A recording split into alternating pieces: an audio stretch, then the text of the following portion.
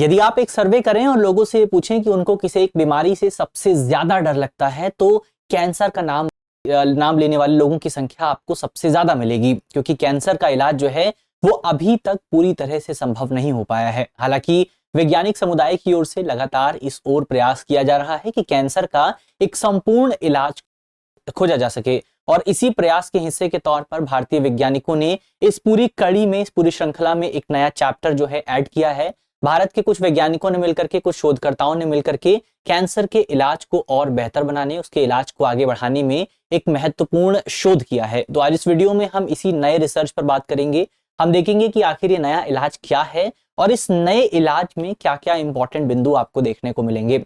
ये जो नया इलाज है, ये जो नया ट्रीटमेंट है, ये मुख्य तौर पर पुराने जो ट्रीटमेंट हैं उनकी समस्याओं को सुलझाने की कोशिश करता है। तो आज इस वीडियो में हम इसी विषय पर विस्तार से चर्चा करने वाले हैं। मेरा नाम है अक्षय और आपका स्वागत है दृष्टि IAS चैनल की इस नए वीडियो में। तो चलिए इसी नोट के साथ वीडियो की करते हैं शुरुआत, और सबसे पहले एक बार वीडियो की रूपरेखा को समझ लिया जाए। तो वीडियो की रूपरेखा अगर आप देखें, सबसे पहले हम बात करेंगे खबर के बारे में। खबर के बाद हम देखेंगे कि भारत में मौजूदा समय में जो कैंसर की ट्रीटमेंट मौजूद हैं उनकी सीमाएं क्या हैं, उनकी लिमिटेशंस क्या हैं, और आखिर हमें नए तरह के ट्रीटमेंट की जरूरत क्यों है, तो उसकी लिमिटेशन पर भी बात करेंगे। हाइड्रोजल जो नई टेक्नोलॉजी डेवलप की गई है उसके लाभ क्या हैं उसको भी देखेंगे। फिर विज्ञान और जैव चिकित्सा के संबंध में इस पूरे नए ट्रीटमेंट के क्या प्रभाव देखने को मिल सकते हैं। इसके अलावा भारत में कैंसर की क्या स्थिति है वर्तमान समय में, उसको भी देखेंगे। और अंत में एक सवाल भी आपके लिए होने वाला है, जिस सवाल का जवाब आप कमेंट बॉक्स में दे सकते हैं।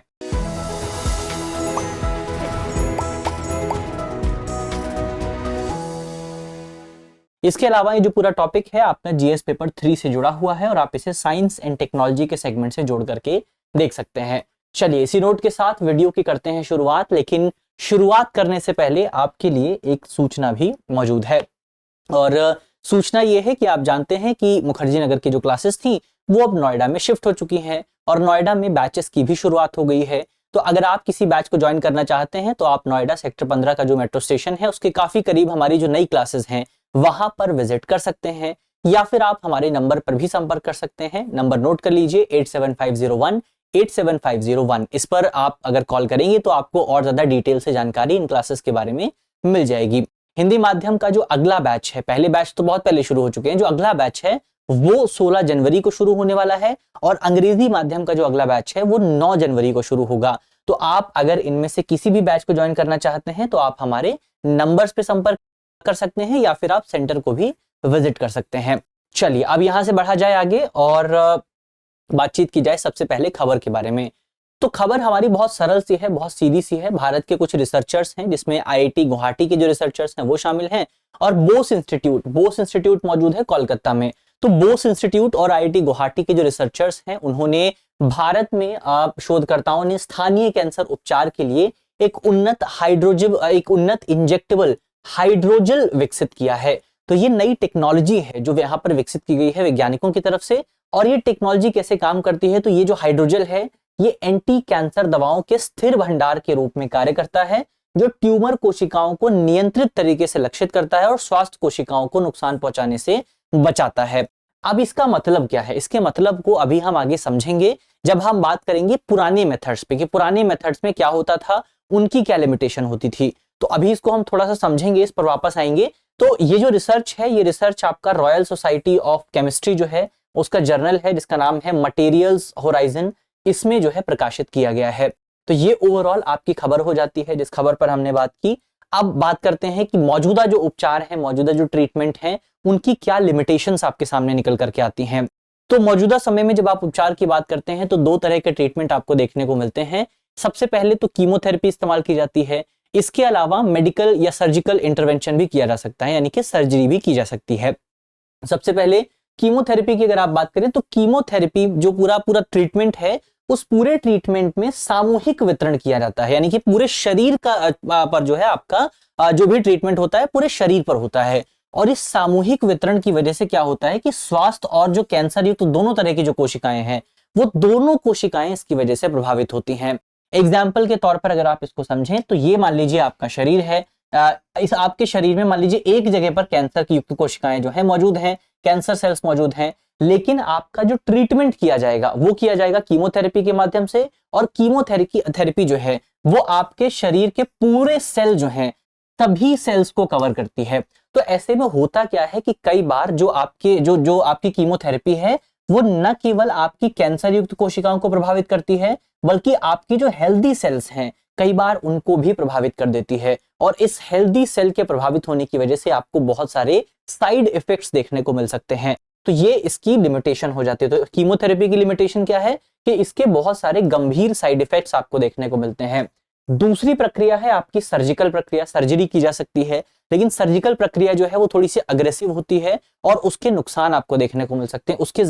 इसको ज्यादा जोखिमपूर्ण माना जाता है, क्योंकि इसकी वजह से जो है जोखिम ज्यादा पैदा होता है।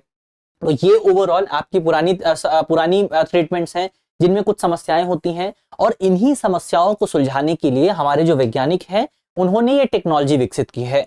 अब इस नई टेक्नोलॉजी में क्या होगा, तो इस नई टेक्नोलॉजी में हमने पढ़ा था कि ये जो हाइड्रोजेल है ये एंटी कैंसर जो दवाएं होती हैं उनके स्थिर भंडार के तौर पर काम करेगा, जो ट्यूमर कोशिकाओं को नियंत्रित तरीके से लक्षित करेगा। यानी कि यहां पर जैसे कीमोथेरेपी में हमने देखा था कि कीमोथेरेपी में पूरे शरीर को टारगेट किया जाता है, लेकिन इसमें ऐसा नहीं होगा। ये जो हाइड्रोजेल टेक्निक है, इस टेक्निक में केवल जो आपकी कैंसर की कोशिकाएं हैं इन्हीं कोशिकाओं को टारगेट किया जाएगा और पूरी बॉडी को इसमें टारगेट नहीं किया जाएगा, जिसकी वजह से आपकी जो हेल्दी सेल्स हैं वो सेल सुरक्षित रहेंगी और इसके साइड इफेक्ट आपको बहुत ज्यादा कम देखने को मिलने वाले हैं। तो ये आपका सबसे बड़ा बेनिफिट आपको इस पूरी टेक्नोलॉजी में देखने को मिलेगा।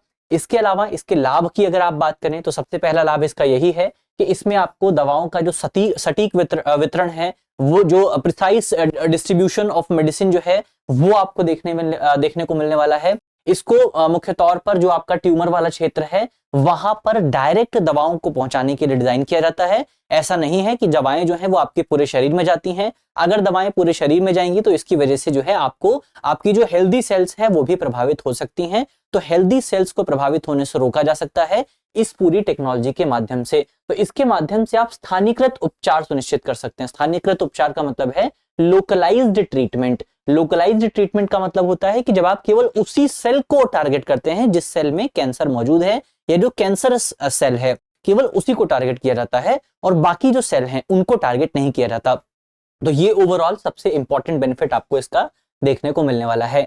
इसकी संरचना की अगर आप बात करें तो ये जो हाइड्रोजेल है पानी आधारित बहुलक नेटवर्क है और इसको बायोमेडिकल एप्लीकेशन के लिए भी उपयुक्त माना जाता है। यानी कि इसकी जो है इसको दवाइयों के लिए इस्तेमाल किया जा सकता है।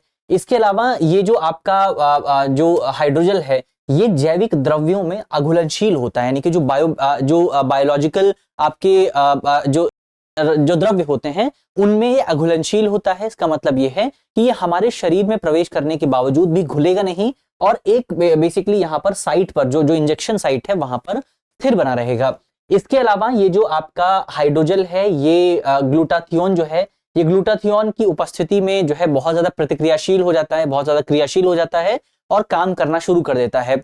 और जब आप ये ग्लूटाथियोन की बात करते हैं तो ये आपको मिलता है उन कोशिकाओं में जहां पर कैंसर मौजूद होता है, जहां पर ट्यूमर मौजूद होता है। तो अगर किसी कोशिका में ट्यूमर मौजूद है तो वहां पर ग्लूटाथियोन भी मौजूद होगा, और जैसे ही आपका ये जो हाइड्रोजेल है ये हमारे शरीर में प्रवेश करेगा, इसको पता लगेगा कि ग्लूटाथियोन यहाँ पर मौजूद है, अपने आप ये प्रतिक्रिया करना जो है शुरू कर देगा। तो ये ओवरऑल इस मैकेनिज्म के आधार पर काम करता है। तो हाइड्रोजेल के लाभ क्या है उसको हमने समझा। इसके वैज्ञानिक और जैव चिकित्सकीय प्रभाव क्या हो सकता है उसकी अगर आप बात करें तो इसके माध्यम से हमें कैंसर का एक नया उपचार देखने को मिल सकता है, एक नवाचार आपको कैंसर के ट्रीटमेंट में देखने को मिल सकता है। और इसमें भी खासतौर पर आपका जो स्तन कैंसर है, ब्रेस्ट कैंसर जो है, उसके लिए एक सटीक हम जो मेथड है उसको डेवलप कर सकते हैं इस पूरी नई टेक्नोलॉजी के माध्यम से। इसके साथ साथ हाइड्रोजेल जैविक वातावरण के साथ सामंजस्यपूर्ण ढंग से काम करता है और दुष्प्रभावों को कम करता है, साइड इफेक्ट्स को कम करता है, और इसके माध्यम से चिकित्सकीय परिणाम और ज्यादा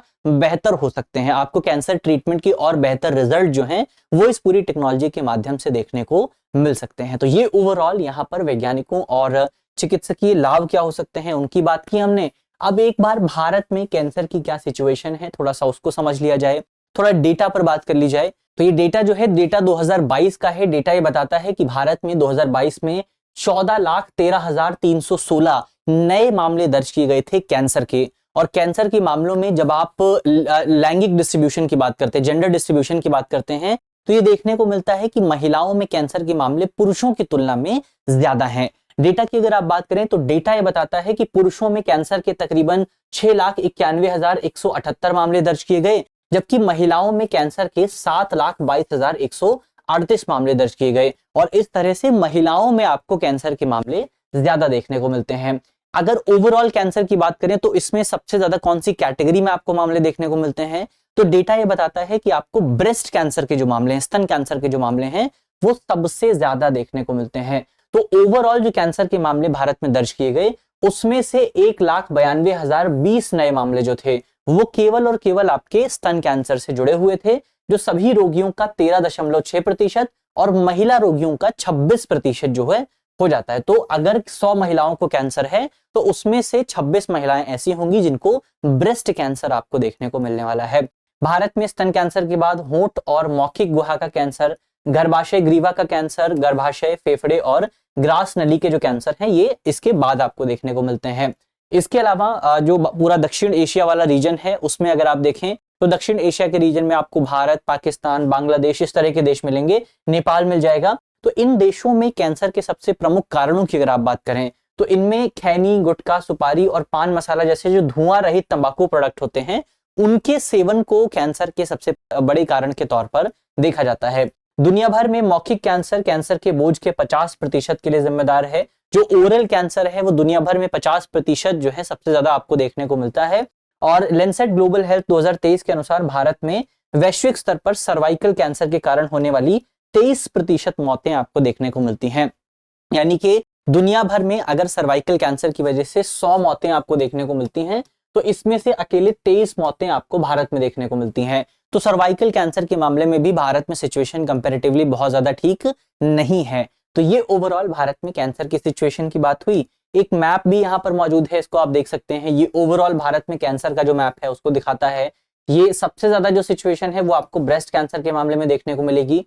सेकंड नंबर पर ओरल, लिप, ओरल और कैविटी कैंसर आपको देखने को मिलता है। थर्ड नंबर पर आपको सर्विक्स, यूटेरी कैंसर होता है, लंग कैंसर है, और भी बहुत सारे कैंसर जो हैं जो आपको यहाँ पर ओवरऑल देखने को मिल जाते हैं। 2022 का ये जो है आंकड़ा है पूरा। तो सबसे ज्यादा किसके होते हैं, आपको इसको याद रखना है, ब्रेस्ट कैंसर के जो मामले हैं वो भारत में सबसे ज्यादा आपको देखने को मिल जाते हैं। चलिए अब यहां से आगे बढ़ा जाए, टॉपिक जो है हमारा वो समाप्त होता है। अब अंत में एक सवाल जो है वो आपके लिए मौजूद है। सवाल में आपसे पूछा गया है, प्रायः चर्चा में रहने वाली कीमोथेरेपी निम्नलिखित में से किससे जुड़ी हुई है।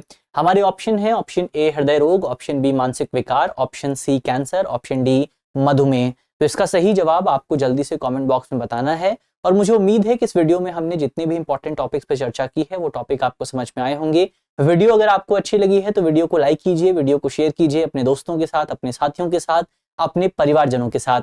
तो मिलते हैं आपसे अगली वीडियो में, तब तक के लिए अपना ख्याल रखिए, ध्यान रखिए, पढ़ते रहिए। धन्यवाद।